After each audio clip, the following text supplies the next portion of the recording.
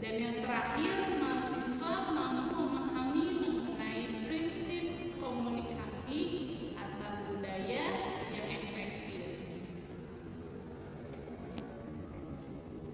Metode pembelajaran dalam mata kuliah manajemen sumber daya manusia internasional ini dengan metode hybrid, di mana metode pembelajaran ini terdiri dari dua konsep, yaitu metode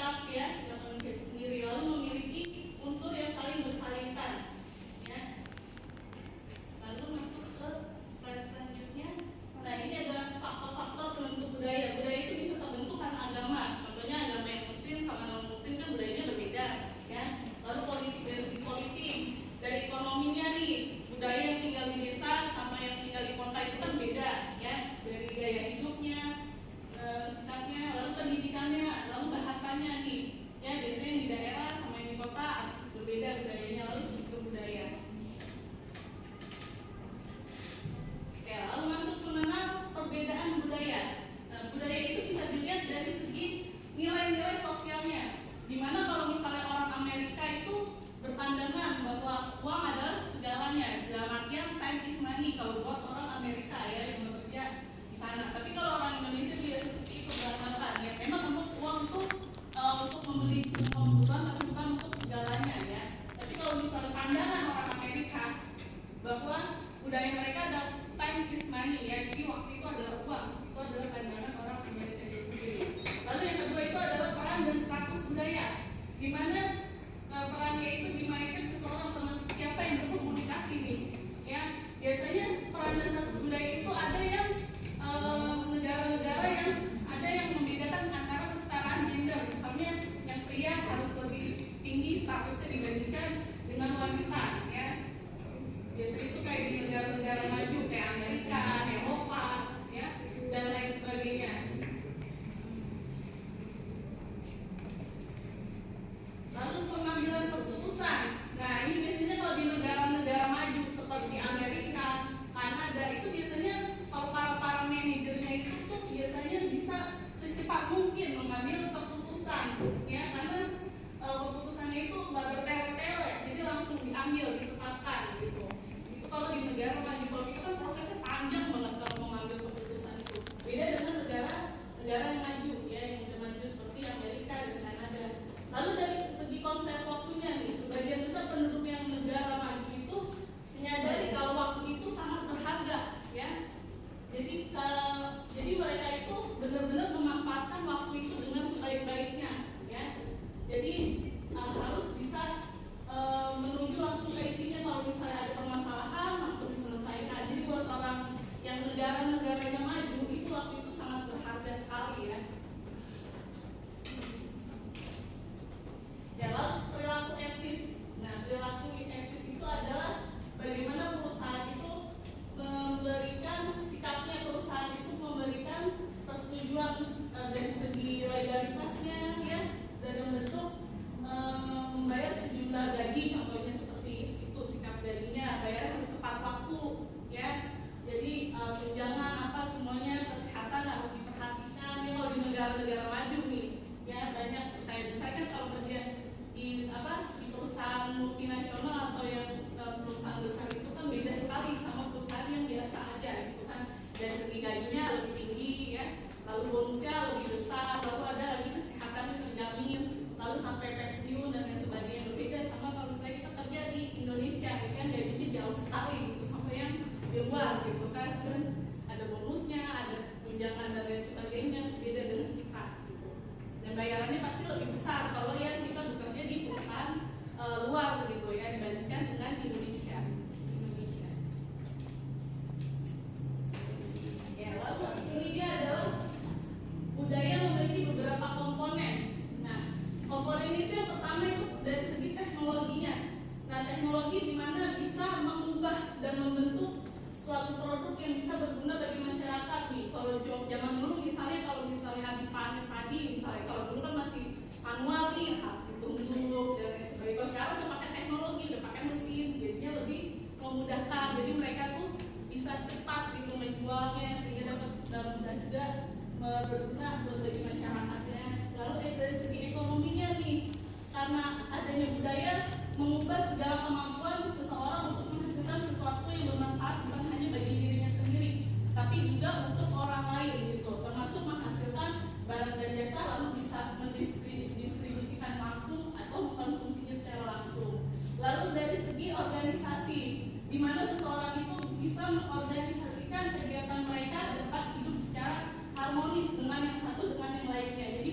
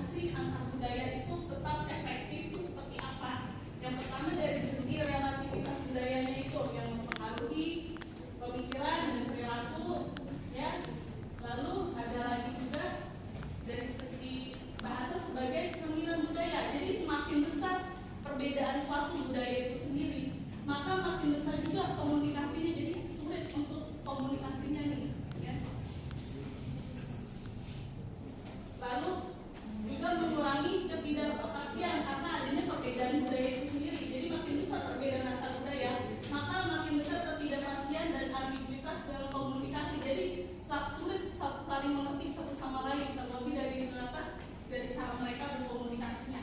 Gitu. Makanya kan kita kalau misal harus belajar bahasa Inggris itu bahasa internasional, ketika kita keluar itu sangat bermanfaat sekali gitu. Dan jadi dari negara-negara yang luar bisa berkomunikasi gitu ya kan, makanya disebut dengan bahasa internasional ya, bahasa Inggris. Jadi kita tidak perlu mempelajari semua bahasa yang ada di dunia, kan kalau mempelajari kan banyak sekali ya bahasa yang dari negara ini dari ini kan banyak, jadi cukup mempelajari itu saja.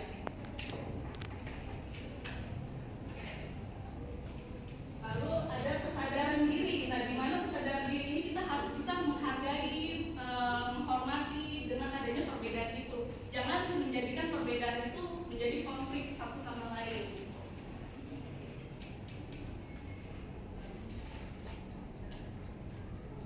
Ya, lalu ada interaksi. Ya, di sini ada interaksi awal dan perbedaan antar budaya. Interaksi awal yang tidak efektif dalam komunikasi karena adanya perbedaan budaya yang berangsur-angsur akan berkurang seiring hubungan yang lebih akrab. Jadi caranya itu coba hindari menilai orang lain yang tergesa-gesa. Jadi kita nggak boleh nih menilai orang lain atau menghakimi orang lain karena adanya perbedaan budaya. Jadi kan perbedaan budaya itu adalah sesuatu hal yang baik ya, jangan dibedakan.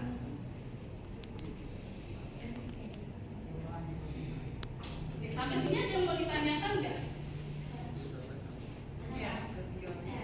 Saya perkenalkan diri dulu ya. Perkenalkan, nama saya Ria Karisma.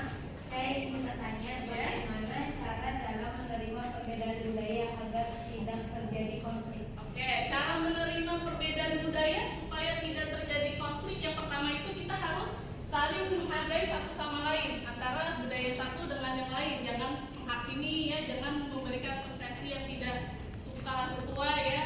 Lalu harus memberikan sikap toleransi yang tinggi akibat adanya perbedaan yang satu dengan yang lain ya. Tuh. Lalu ada lagi yang ingin bertanya? Oke. Apa yang dapat mempengaruhi perbedaan budaya?